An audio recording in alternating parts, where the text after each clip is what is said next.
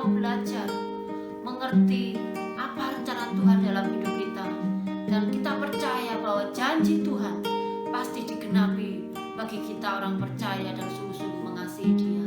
Haleluya.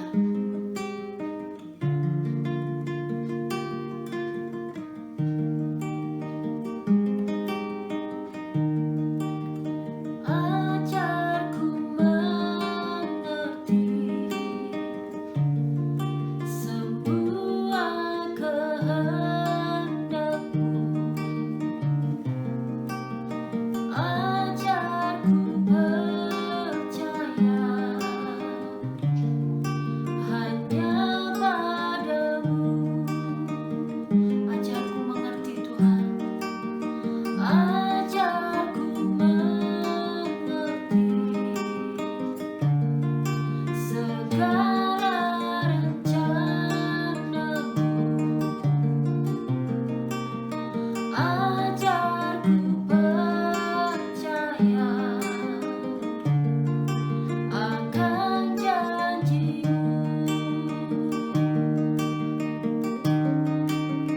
Oh, betapa dalamnya kasih-Mu itu bagiku, selalu baru tiap pagi di hidupku.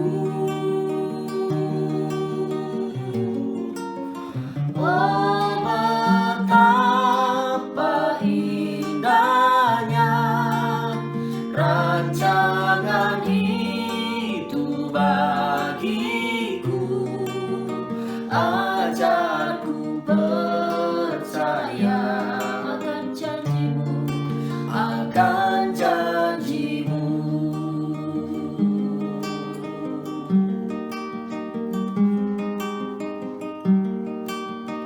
Ajarku mengerti segala rencana-Mu,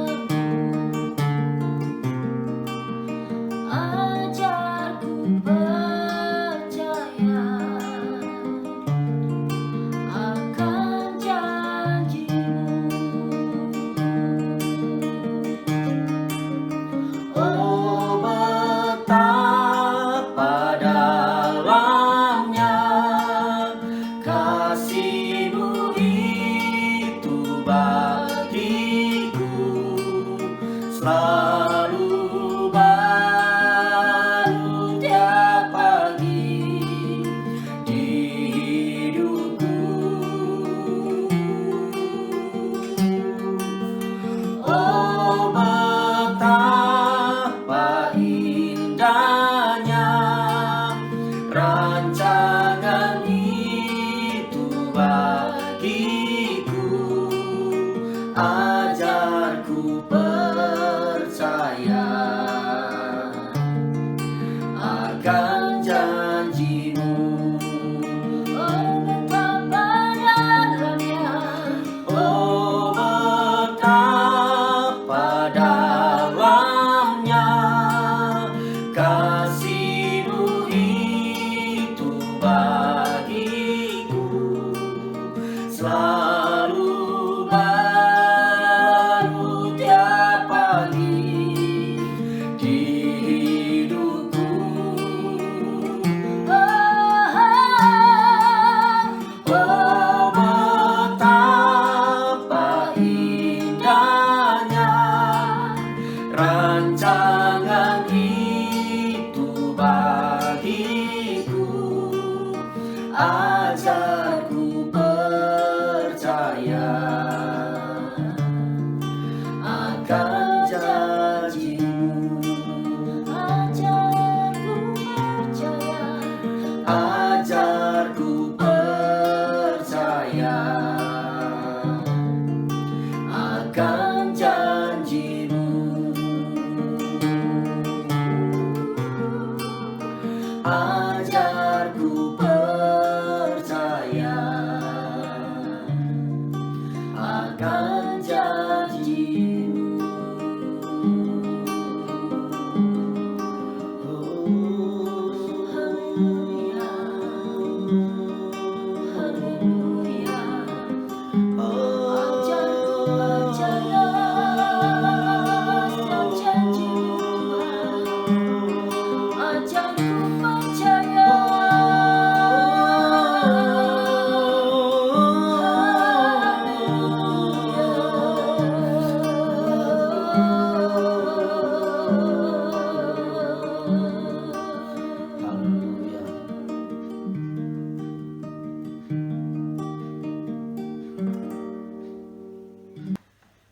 Menurut saya tempat yang paling aman, nyaman, tenang adalah hadirat Tuhan. Dunia ini tidak pernah dapat menjamin untuk hidup kita aman, tenang, nyaman, damai. Enggak pernah menjamin. Hanya hadirat Tuhan adalah tempat yang terbaik untuk kita ada, untuk kita menikmati ketenangan, menikmati Tuhan, dan menikmati semua kebaikannya. Oleh karenanya, ayo terus kejar hadirat Tuhan, supaya kita boleh mengalami kekuatan, kemenangan di tengah tantangan. Haleluya.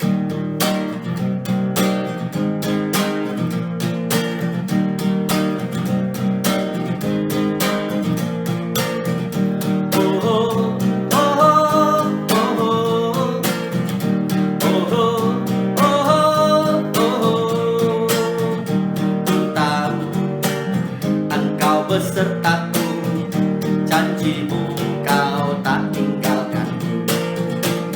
Ku tahu engkau menopangku, tenanglah jiwaku, tenanglah jiwaku. Bersamamu ku merasa tenang, bersamamu ku merasa damai. Bersamamu ku merasa aman, bersamamu ku jadi pemenang setiap tantangan kehidupan.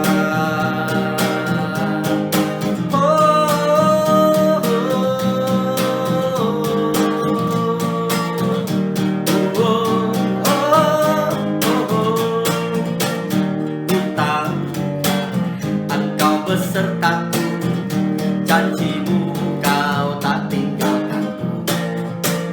Ku tahu engkau menopangku, tenanglah jiwaku, tenanglah jiwaku. Bersamamu ku merasa tenang, bersamamu ku merasa damai. Bersamamu ku merasa aman, bersamamu ku jadi pemenang di setiap tantangan kehidupan. Bersamamu ku merasa tenang, bersamamu ku merasa damai. Bersamamu ku merasa aman, bersamamu ku jadi pemenang di setiap tantangan, di setiap tantangan kehidupan.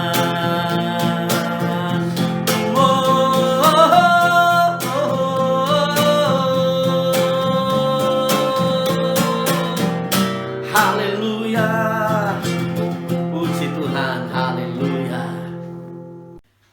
Kebangkitan Besar adalah sebuah lagu profetik yang Tuhan berikan inspirasi kepada saya ketika di masa COVID. Ya, jadi waktu itu saya bergumul betul untuk sebuah kebangkitan besar terjadi. Karena rema tentang kebangkitan besar Tuhan kasih untuk tahun 2020 ini. Dan saya minta hikmat Tuhan supaya Tuhan berikan inspirasi sebuah lagu sebagai doa profetik, sebuah kerinduan, sebuah harapan untuk sebuah kebangkitan besar bagi gereja Tuhan dan kebangkitan besar bagi bangsa kita tercinta Indonesia. Saya percaya ketika lagu ini tidak sekedar kita nyanyikan, tapi kita nyanyikan dengan doa, dengan iman, lahir oleh iman, pasti kita akan mengalami dampak yang luar biasa. Kebangkitan besar pasti terjadi. Haleluya. Terima kasih Tuhan Yesus. Terima kasih Tuhan Yesus.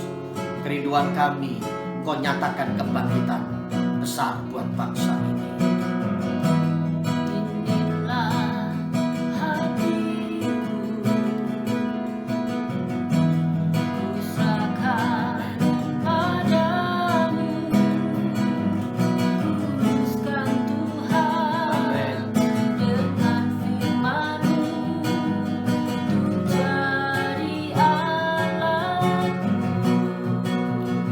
Inilah waktumu Tuhan,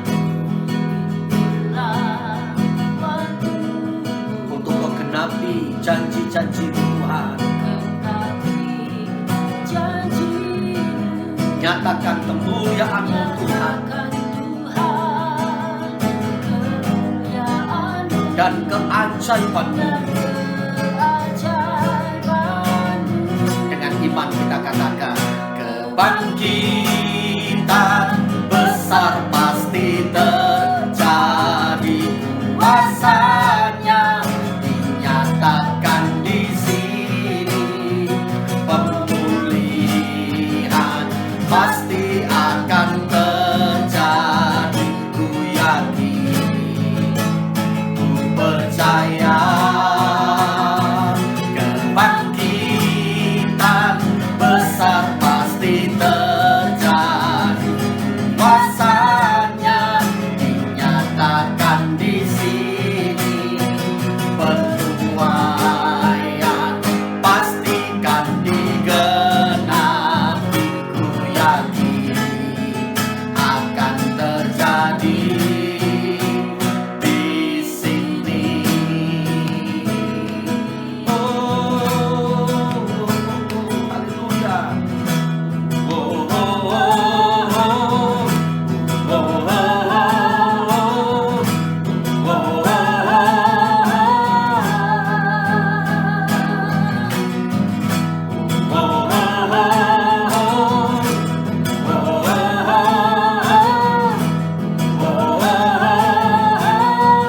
Kebangkitan besar, kebangkitan besar pasti terjadi, kuasanya dinyatakan di sini, pemulihan pasti akan terjadi.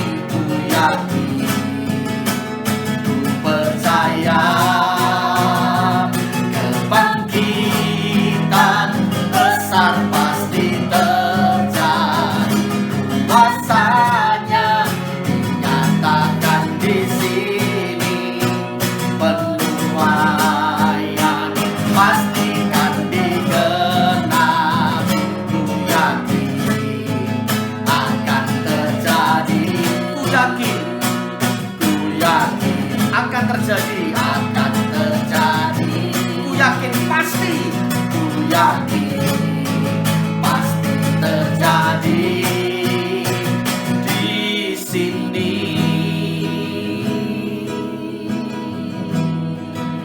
Haleluya.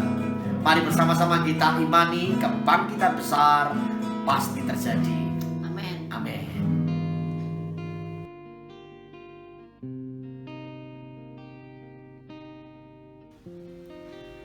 Ya, saudara kasih Tuhan, hari ini kita masuk dalam firman Tuhan.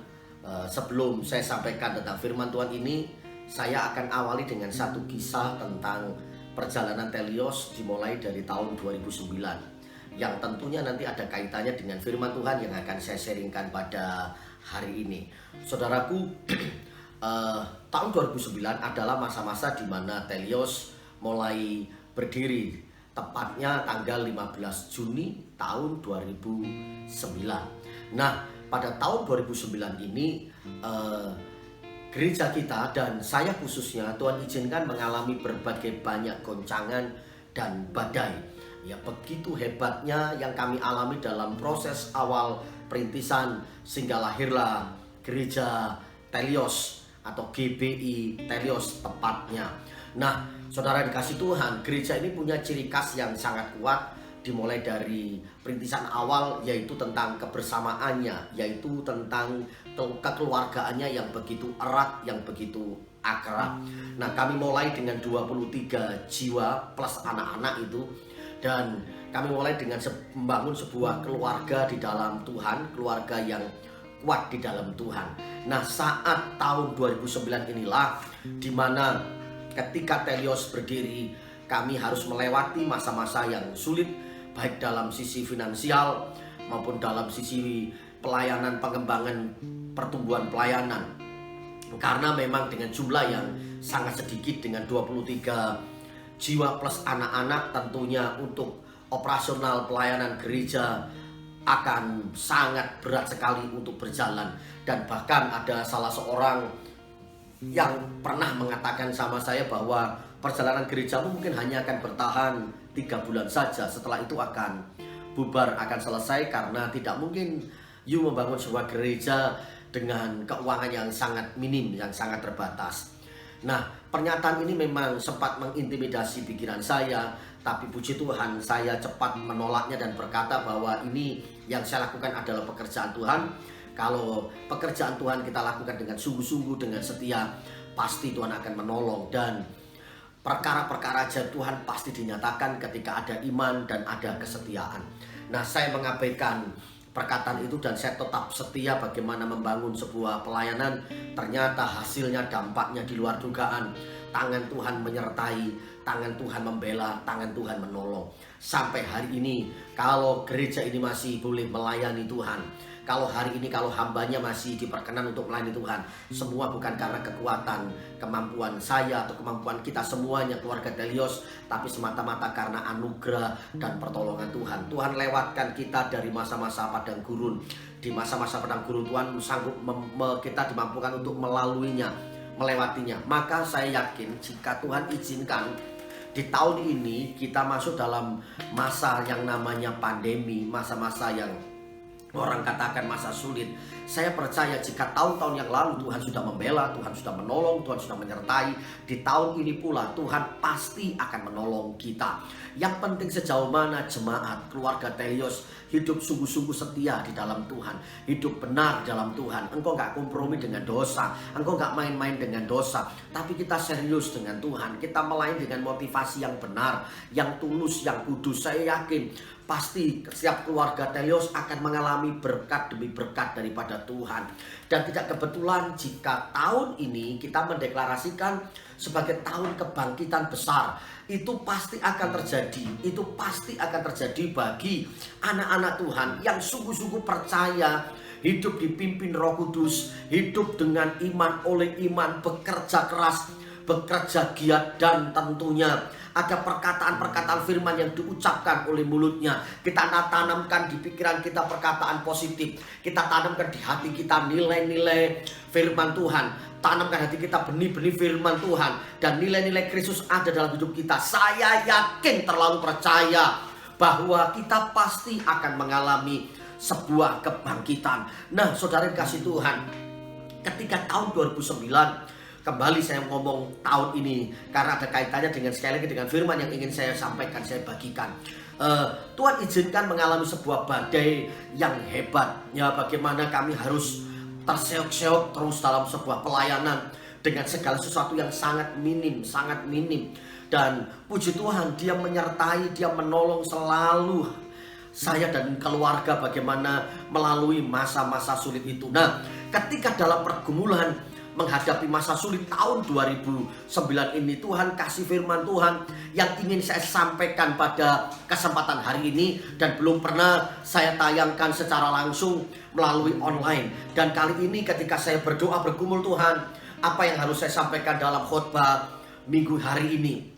Saudara kasih Tuhan, Tuhan ingatkan peristiwa ini tentang tahun 2009, bagaimana Tuhan menolong kami melewati badai dan gelombang yang menerpa, melewati padang gurun, melewati masa-masa sulit, dan Tuhan memberikan kemenangan. Dan hari ini tema khotbah tahun 2009 ini saya angkat pada hari ini, sekarang ini, dengan satu tema, yaitu kemenangan mengatasi kesulitan hidup. Sekali lagi, kemenangan mengatasi kesulitan hidup. Saudara kasih Tuhan, saya tahu bahwa di antara kita hari-hari ini banyak mengalami kesulitan-kesulitan oleh karena keadaan, oleh karena kondisi, baik kesulitan ekonomi tentunya, kesulitan tentang semua pergumulan-pergumulan sedang dihadapi, baik tentang anak-anak kita, tentang rumah tangga kita, tentang pekerjaan, tentang pelayanan. Tuhan izinkan kita memasuki masa-masa sulit, tetapi percayalah bahwa ketika Tuhan izinkan anak-anaknya ada di dalam masa-masa sulit dan kita tetap mengasihi Dia, pasti Tuhan akan campur tangan di dalamnya. Tuhan akan membuka jalan-jalan yang terbaik. Tuhan akan menyertai dan menolong kita, bahkan mengangkat kita kepada kemuliaannya.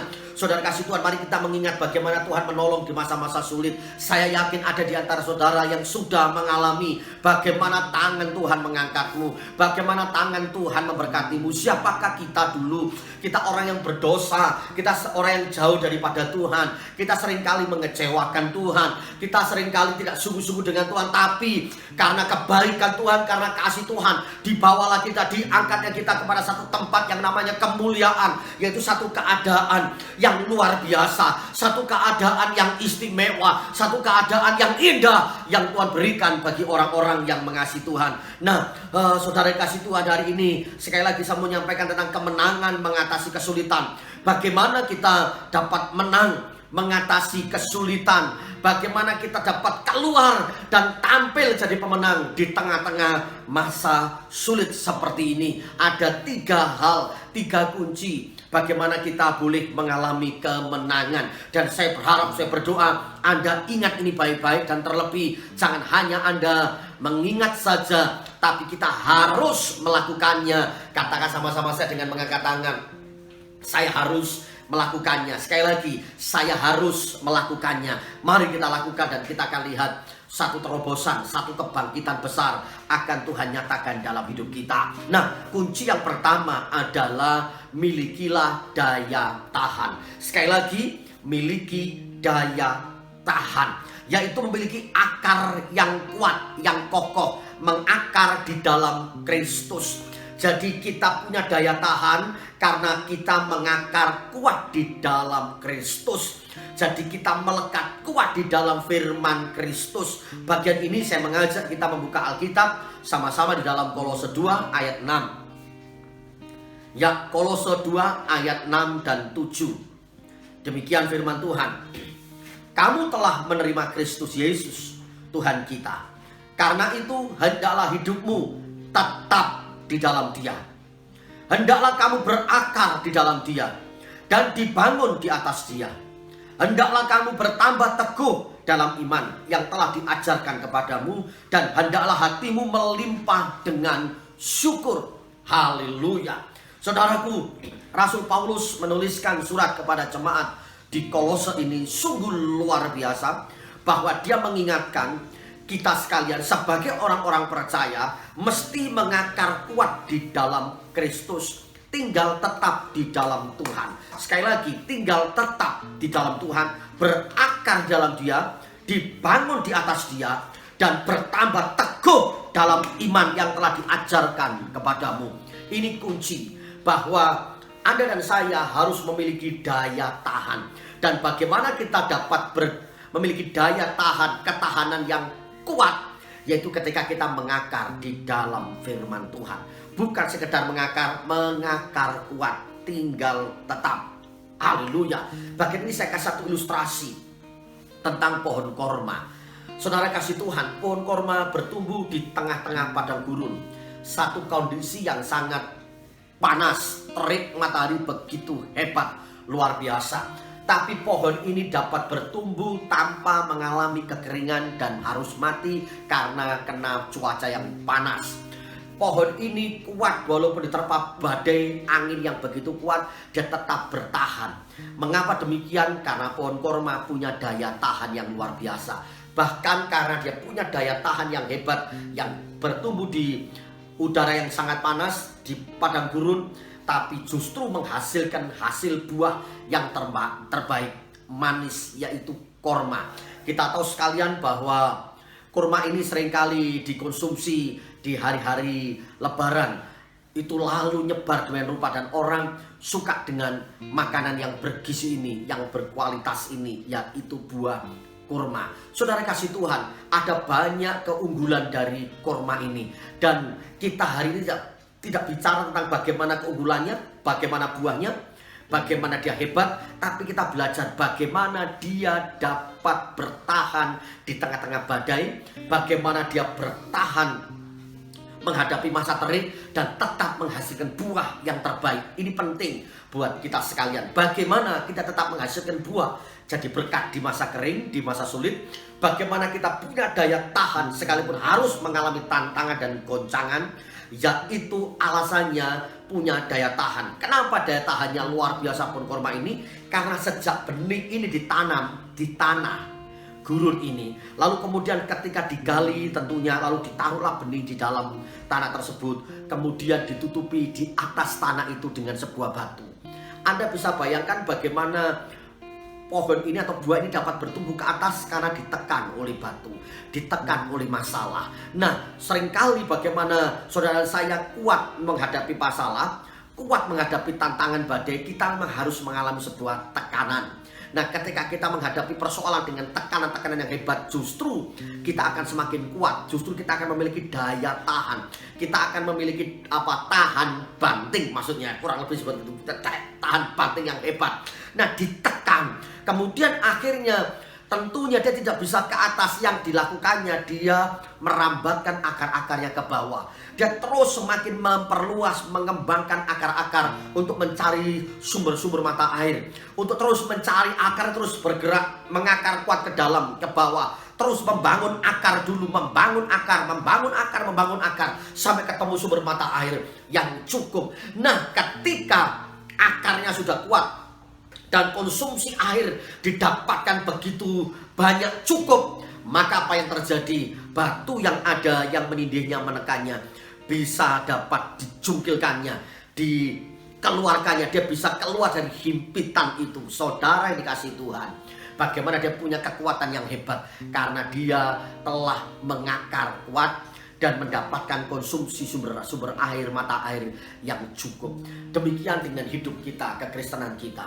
Saya percaya jika hari ini Kristenmu kuat, imanmu kuat, engkau mengakar kuat di dalam Kristus, dan kita konsumsi firman Tuhan setiap hari, hidup oleh firman, hidup oleh iman, hidup dipimpin roh. Saya yakin tekanan sehebat apapun, tekanan sekuat apapun, kita pasti sanggup melewatinya, sanggup melaluinya. Kenapa? Karena kita sudah punya kekuatan yang datangnya daripada Tuhan. Bukan kekuatan sendiri-sendiri, tapi lahir oleh iman, yang digerakkan oleh iman, oleh firman itu, sehingga menggoncangkan, menghancurkan segala penghalang-penghalang maupun penghambat. Saya berdoa bagian ini saudara dan saya dapat menangkap bahwa diperlukannya kualitas daya tahan. Mari pada bagian ini kita introspeksi, kita tengok kekristenan kita. Sejauh mana kekristenanmu saudara-saudara? Apakah memang kau punya kualitas daya tahan yang kuat?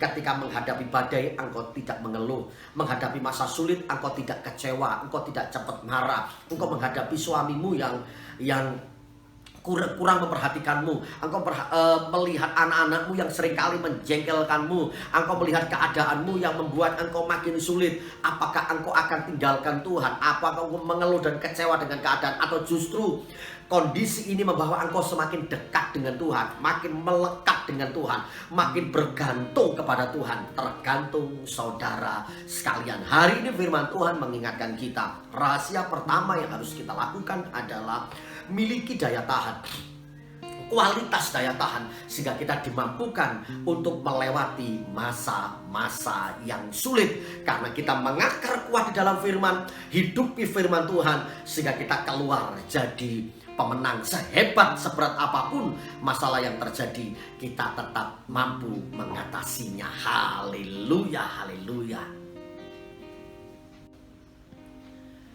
Ya, kunci yang kedua bagaimana kita menang mengatasi kesulitan adalah kita harus mampu membaca peluang dan memiliki kreativitas. Sekali lagi, mampu membaca peluang dan memiliki kreativitas. Saudara kasih Tuhan, untuk menghadapi masa-masa sulit, kita tidak perlu panik, nggak perlu gugup, tenang saja, berdoa minta hikmat Tuhan.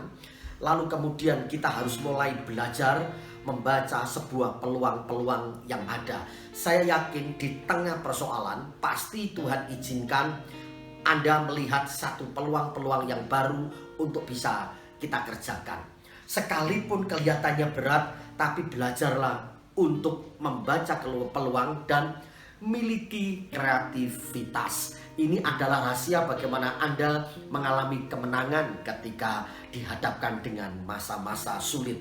Jangan cepat mengeluh, jangan cepat menganggap bahwa ini sebuah masalah besar. Kalau pikiran kita negatif, kita panik, kita mengeluh, tidak ada energi positif yang akan muncul di pikiran kita. Dan kita susah melihat sebuah peluang, karena di otak kita, di pikiran kita yang ada adalah pikiran yang negatif, sebuah tekanan-tekanan, sehingga Anda menjadi orang yang terpuruk. Sebenarnya kita adalah orang yang istimewa, orang hebat, orang yang dicipta Tuhan segambar dengan Dia, disertai, diurapi, lalu kita lupa siapa jadi diri kita, sehingga kita terpuruk, kita mengeluh, kita kecewa, kita menyesal, sehingga justru akan timbul sebuah penyakit karena Anda lupa untuk membaca sebuah peluang bahwa di balik persoalan pasti ada kesempatan-kesempatan yang luar biasa, peluang-peluang yang luar biasa untuk kita kerjakan. Salah satu contoh di Alkitab yang ingin saya sharingkan adalah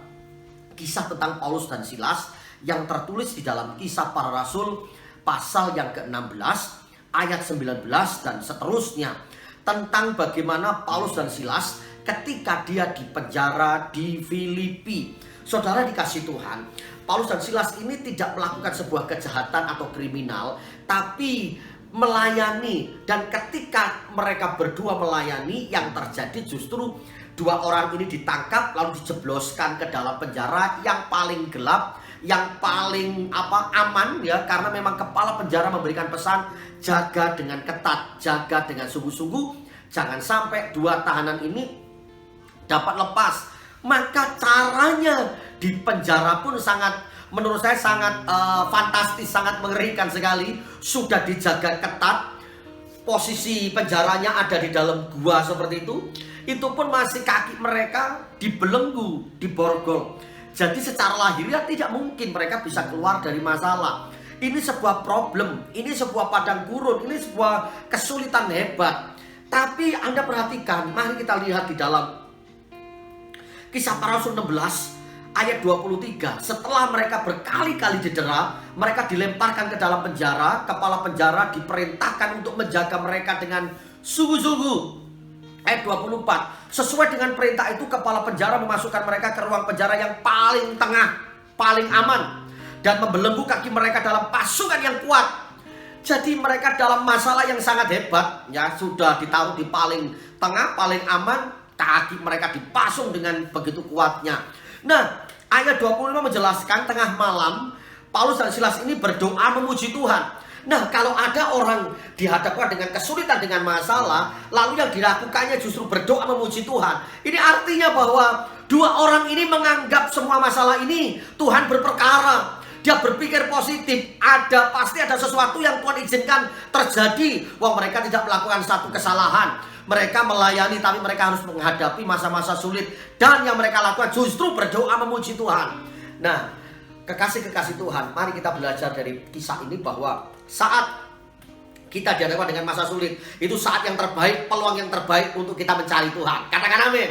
Yes, waktu dan saat yang terbaik, momen yang terbaik untuk kita mencari Tuhan, kita menyembah Tuhan. Peluang yang baik untuk kita baca Alkitab, peluang yang baik untuk kita menyembah memuji Tuhan di tengah malam. Nah, rupanya dua orang ini menggunakan kesempatan dia di lockdown, di penjara, dibelenggu. Dengan cara apa? Dia memuji, menyembah Tuhan. Dan semua hukuman lain mendengarkan mereka. Alkitab mengatakan semua tahanan mendengarkan mereka. Ya jelas, karena tengah malam di dalam penjara, tentunya suara mereka kedengaran. Dan pasti mereka berpikir, loh ini orang aneh, tengah malam kok ya nyanyi. Kaki dibelenggu, baru di penjara kok nyanyi dulu. Kami ketika di penjara, kami susah, kami sedih, kami ngeluh. Tapi mereka kok enggak, mereka kok nyanyi. Mereka enggak tahu siapa yang di penjara itu. Seorang hamba Tuhan yang istimewa, Paulus dan Silas. Dan hal yang terjadi begitu luar biasa, 26 menjelaskan. Akan tetapi terjadilah gempa bumi yang hebat, sehingga sendi-sendi penjara itu goyah. Dan seketika itu juga terbukalah semua pintu dan terlepaslah belenggu mereka semuanya. Apa yang terjadi ketika mereka memuji menyembah Tuhan? Tuhan kasih satu gempa yang hebat. Kita tidak tahu berapa skala Richter karena belum ditemukan pada zaman itu. Tapi Alkitab menjelaskan gempa bumi yang hebat. Nah, mestinya kalau gempa bumi hebat, mereka itu ketimbun batu, ya mati di sana. Tapi enggak, yang luar biasa ini gempa ajaib. Katakan gempa ajaib. Bahwa pintu sendi-sendi goyah, penjara itu goyah, dan semua pintu terbuka. Nah, ini keren, semua pintu terbuka. Gempa itu membuat pintu-pintu terbuka. Saudara, saya yakin jika hari ini kita menangkap firman ini, yang pertama memiliki daya tahan, yang kedua baca sebuah peluang. Jadi masa sulit adalah peluang, kesempatan untuk kita mencari sungguh-sungguh Tuhan, berdoa menyembah Tuhan, percayai Tuhan sungguh-sungguh, maka akan ada mujizat yang terjadi, pertolongan yang terjadi. Tuhan kasih gempa yang membuka pintu-pintu belenggu sehingga mereka keluar dari penjara, dan bahkan terjadi sebuah keajaiban di mana Paulus dan Silas membaca itu sebagai kesempatan untuk berkarya, berkreativitas. Apa yang dilakukannya? Kita perhatikan.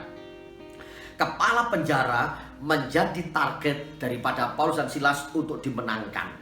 Nah, ketika itu kepala penjara tentunya merasa susah, bingung apa yang harus dilakukan. 27 berkata demikian, ketika kepala penjara itu terjaga dari tidurnya dan melihat pintu-pintu penjara terbuka, ia menghunus pedangnya hendak membunuh diri karena ia menyangka bahwa orang-orang hukuman itu telah melarikan diri. Rupanya gempa yang hebat itu, dia tidak sadar, dia tidur, lalu dia terbangun, rupanya semua pintu penjara terbuka, dia takut, lalu dia mau menghunuskan pedangnya. Dia berkata, maka berkata Paulus, jangan celakakan dirimu sebab kami semuanya masih ada di sini. Paulus memastikan bahwa semuanya masih ada di sini. Lalu kepala penjara itu membawa suluh lalu berlari masuk, dan dengan gemetar tersungkur ia di depan Paulus dan Silas. Dia gemetar tersungkur di depan Paulus dan Silas. Ia mengantar mereka keluar dan berkata, Tuhan, apakah yang harus aku perbuat supaya aku selamat? Jawab mereka, percayalah kepada Tuhan Yesus Kristus dan engkau akan selamat, engkau dan seisi rumahmu. Jadi hari itu sebuah kesempatan, peluang, selain mencari Tuhan, mencari wajah Tuhan, memuji menyembah Tuhan, tapi peluang, kesempatan, dan berkarya, berkreatif untuk menyelamatkan jiwa, mengenalkan jiwa kepada Kristus. Saudara kasih Tuhan, mari kita ambil hikmat dari kisah ini, bahwa rupanya ketika Tuhan izinkan kita masuk di masa-masa sulit seperti sekarang ini, mari kita tetap dapat mampu membaca sebuah peluang dan terus berkreativitaslah, berkaryalah. Pasti ada sesuatu yang dapat kita kerjakan. Ilustrasi terakhir yang ingin saya sampaikan di bagian ini tentang kreativitas. Satu kali ada seekor kancil yang mengalami masalah hebat karena ketika dia sedang mencari makan, tiba-tiba bertemulah dia dengan seekor singa yang sangat kelaparan. Lalu kemudian kancil itu tentunya dikejar demikian rupa. Nah, si kancil ini kemudian melarikan diri, tentunya dia lari kencang dengan kelak-kelok untuk menyelamatkan dirinya dari kejaran si singa yang sangat kelaparan ini. Bagi singa ini kesempatan, aku lapar, aku habisi kancil, aku akan terkam kancil, aku akan makan kancil. Nah, dalam masa terjepit ini yang dilakukan oleh kancil adalah dia tidak sekedar lari, tapi saat dia lari untuk menghindari masa-masa sulit, dia berpikir, otaknya bekerja, bagaimana caranya aku bisa selamat, bagaimana caranya aku bisa selamat. Sampai rupanya dia lari kencang, dia tidak tahu ternyata dia ada di sebuah tepi sungai. Itu sebuah masalah bagi kancil. Karena kenapa? Dia tidak mungkin mundur kembali. Nah, dia sementara dia nyebrang sungai itu cukup luas, tidak ada tempat buat dia bisa lari. Dia ke kanan kiri, dia bingung apa yang harus dilakukan. Lalu otaknya dia bekerja. Dia tahu di situ ada banyak buaya. Lalu kemudian dia panggil buaya-buaya itu. Lalu kemudian buaya itu keluar semuanya dari sungai. Buaya itu mulai bermunculan dari sungai. Si kancil berkata kepada buaya, "Hai buaya-buaya, aku tahu bahwa kalian ingin juga melahapku, ingin juga merasakan dagingku yang enak ini. Maka aku ingin menghitung jumlah kalian supaya kalian tidak rebutan saat kalian mengharapkan, menginginkan dagingku. Lalu kemudian dengan kompaknya dan dengan bodohnya si buaya itu baris mengikuti perintah daripada kancil. Lalu kancil meminta supaya mereka terus urut baris begitu. Lalu kemudian kancil menghitung buaya-buaya itu. Dan sebenarnya apa dilakukan oleh kancil? Dia melakukannya supaya dia dapat memanfaatkan buaya itu sebagai jembatan untuk dia keluar dari masalah. Dan Anda tentunya tahu kisah ini, bagaimana pada akhirnya ketika kancil mulai lompat dari buaya satu ke buaya kedua, buaya ketiga, dan seterusnya, akhirnya kancil ini selamat dari masalah yang berat, dari kejaran singa yang lapar maupun dari buaya-buaya yang menginginkan dagingnya. Dan rupanya buaya pun akhirnya ketipu dengan gayanya kancil. Kita ingat bahwa kancil adalah dikenal dengan dalam sebuah dongeng sebagai binatang yang cerdik, yang banyak akalnya. Nah, sudah kasih Tuhan, mari kita belajar. Ketika Tuhan izinkan kita menghadapi masalah, kita tetap kreatif, lalu kemudian mampu membaca sebuah peluang. Haleluya, haleluya. Ya, kunci yang ketiga bagaimana menang mengatasi kesulitan hidup adalah milikilah harapan. Sekali lagi, miliki sebuah harapan. Jangan sampai kita punya pengharapan hilang. Yesus datang memberikan pengharapan kepada kita. Percayalah, ketika di masa-masa sulit masih ada pengharapan di dalam Kristus. Anda harus mampu melihat bahwa harapan dan masa depan masih ada. Ketika kita tidak pernah kehilangan harapan, Anda tidak akan pernah kehilangan semangat dan tetap berjuang menghadapi kenyataan. Sekalipun orang dunia berkata, engkau tidak mungkin lagi boleh mengalami sebuah pertumbuhan, sebuah kenaikan. Engkau gak mungkin mengalami kebangkitan. Saudaraku, jangan dengar suara manusia. Dengarlah suara firman, dengarlah suara Tuhan yang terus memberikan pengharapan kepada kita.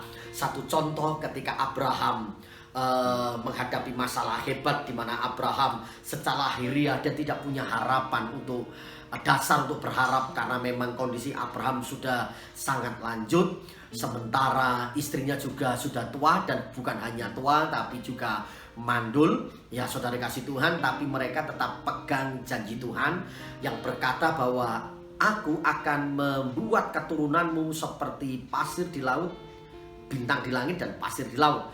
Dia berkata begitu bahwa janji Tuhan akan memberikan keturunan. Sementara dia tetap pegang janji Tuhan, dia tetap berharap bahwa itu akan menjadi kenyataan. Saudara kasih Tuhan, di masa sulit ini percayalah bahwa Tuhan janjikan sesuatu yang indah bagi orang-orang yang mengasihi Tuhan. Maka milikilah harapan, jangan pernah putus asa, jangan pernah merasa kecewa, dan tetap bangkit dari sebuah keadaan. Milikilah sebuah harapan. Bagian ini saya ambil dalam Roma 5 ayat yang ketiga, 4 dan 5. Demikian firman Tuhan. Dan bukan hanya itu saja, kita malah bermegah juga dalam kesengsaraan kita, karena kita tahu bahwa kesengsaraan itu menimbulkan ketekunan, kesengsaraan menimbulkan ketekunan, dan ketekunan menimbulkan tahan uji, dan tahan uji menimbulkan pengharapan. Jadi ketika kita punya daya tahan, kita dapat atau sanggup membaca peluang dan memiliki kreativitas, dan kita tahan uji tadi, maka itu akan menimbulkan pengharapan, sebuah keyakinan pasti ada pertolongan Tuhan, keyakinan pasti ada tangan Tuhan yang akan berperkara dalam hidup kita. Dan ayat 5 berkata, dan pengharapan tidak mengecewakan, karena kasih Allah telah dicurahkan di dalam hati kita oleh Roh Kudus yang telah dikaruniakan kepada kita. Artinya bahwa pengharapan di dalam Kristus tidak akan mengecewakan. Pertolongan Tuhan pasti akan dinyatakan. Ilustrasi terakhir bagian ini saya mau sampaikan, ceritakan. Ada sekelompok pendaki gunung.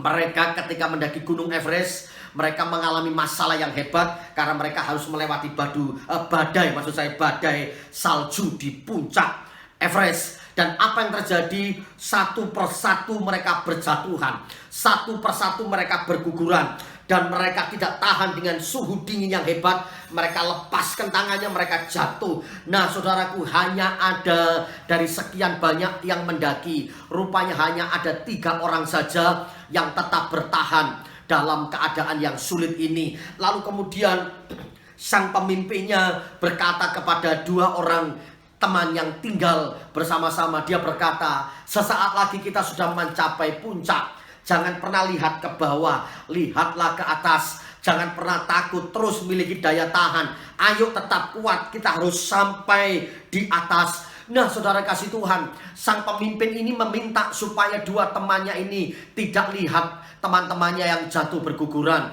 yang tentunya membuat mereka semangatnya patah, semangatnya gugur, dan tidak melihat ke bawah, lihat masalah yang akan membuat mereka ketakutan, khawatir, tapi harus melihat ke atas karena ada pengharapan yang ada di atas. Nah, saudara kasih Tuhan, ketika mereka tetap berjuang, bertahan sedemikian rupa untuk tetap sampai di puncak, dan mereka tetap percaya pertolongan Tuhan dengan kekuatan yang mungkin tinggal sisa-sisa, mereka tetap memperjuangkan diri untuk tetap bisa sampai ke atas. Ternyata hasilnya adalah mereka berhasil ada di puncak gunung yang sangat terkenal, Gunung Everest, yang terkenal sangat berbahaya ini. Tapi pada akhirnya mereka sampai di puncak dengan satu alasan, mereka punya daya tahan.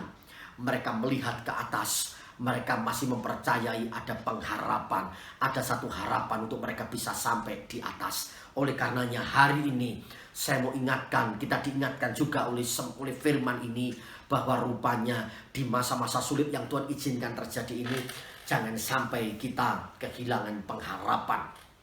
Miliki daya tahan, miliki kreativitas, dan mampu membaca peluang, dan terus miliki pengharapan. Dan firman Tuhan berkata, pengharapan di dalam Kristus tidak akan pernah mengecewakan. Saudaraku dikasih Tuhan, dimanapun saudara berada dan menyaksikan acara ini, saya berdoa hari ini kau bangkit.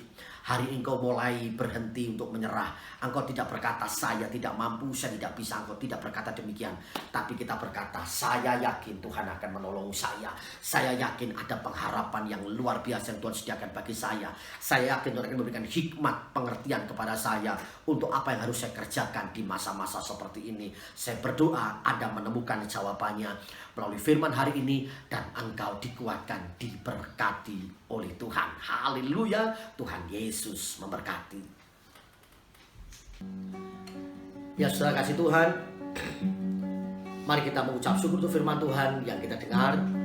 Dan saya mengajak kita naikkan satu pujian sebagai penyataan iman bahwa kita tidak mau menyerah dengan keadaan. Kita terus berjuang dan meminta supaya tangan Tuhan menyertai. Jangan pernah menyerah, dan jangan pernah menyerah, jangan pernah putus asa, sebab Tuhan pasti menolong kita dalam segala perkara.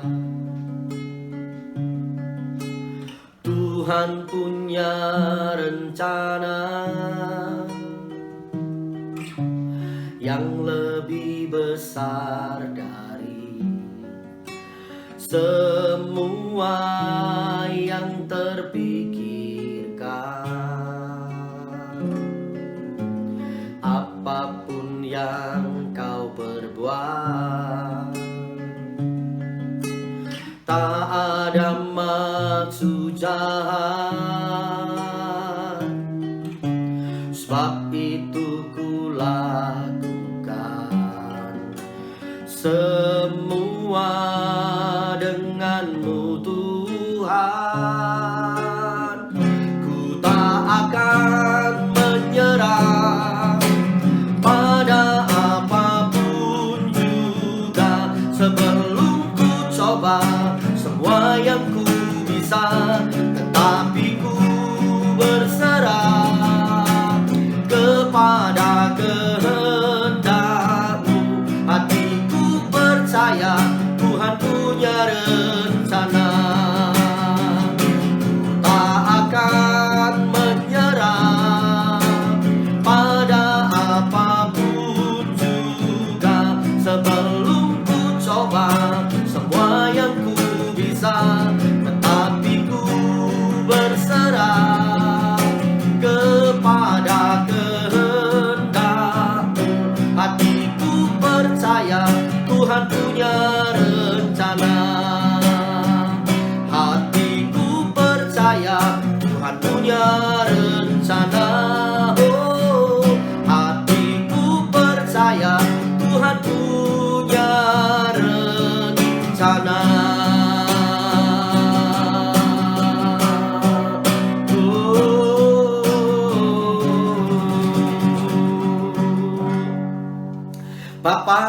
percaya bahwa semua yang kami boleh alami, Tuhan izinkan terjadi untuk mendatangkan kebaikan bagi kami orang-orang yang mengasihi-Mu. Di tengah masa-masa sulit, kami berdoa Engkau berikan kami kekuatan, daya tahan untuk kami tetap bertahan di masa sulit, karena kami tahu kami tidak pernah berjalan sendiri, tapi Tuhan selalu menyertai kami. Demikian Tuhan, biarlah kami miliki sebuah kreativitas dan mampu sanggup membaca sebuah peluang-peluang di tengah-tengah masa sulit. Dan tentunya kami juga tetap berpengharapan kepada Kristus bahwa di dalam Yesus, oh Tuhan, ada pengharapan, ada kemenangan, ada kesembuhan, ada pemulihan, ada kebangkitan besar. Terima kasih buat firman-Mu, meteraikan dalam roh kami masing-masing, dan biarlah kami dimampukan bukan hanya untuk menjadi pendengar yang baik, tapi kami menjadi pelaku-pelaku firman Tuhan. Diberkati setiap anak-anak-Mu yang menyaksikan, yang mendengar firman ini dimanapun mereka berada. Kiranya tangan Tuhan memberkati, menolong, dan menguatkan kami semuanya. Terpuji nama-Mu, dalam nama Tuhan Yesus Kristus kami bersyukur, kami berdoa. Haleluya, haleluya.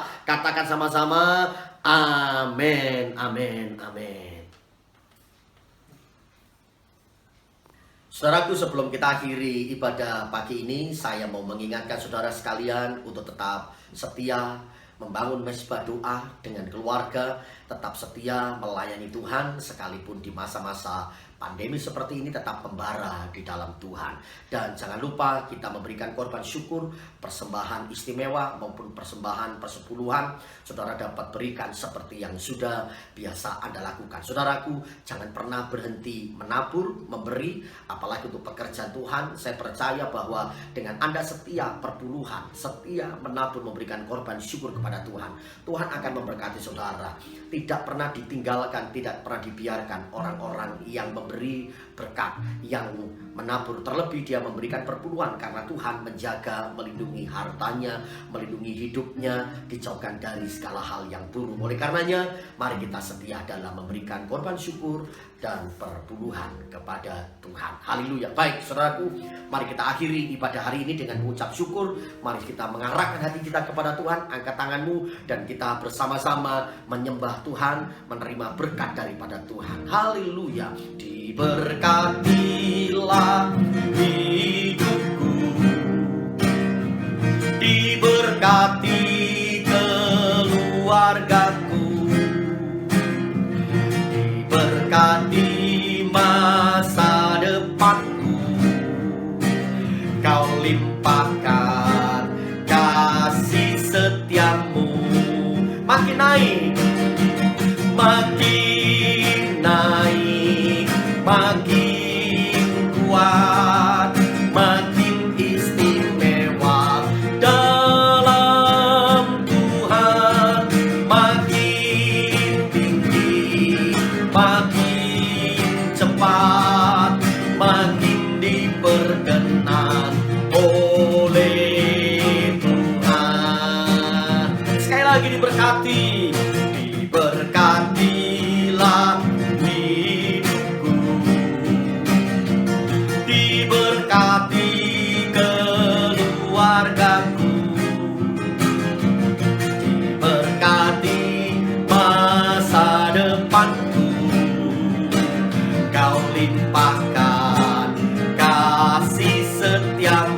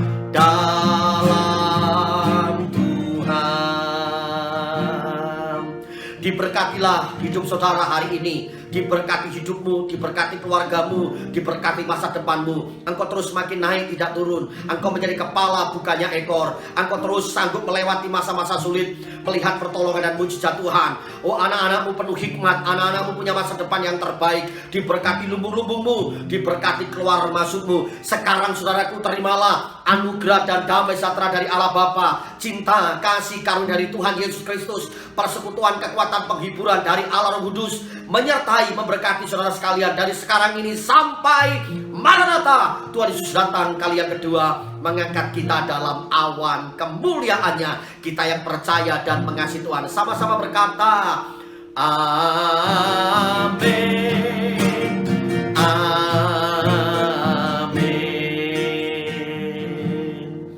Shalom, Tuhan Yesus memberkati.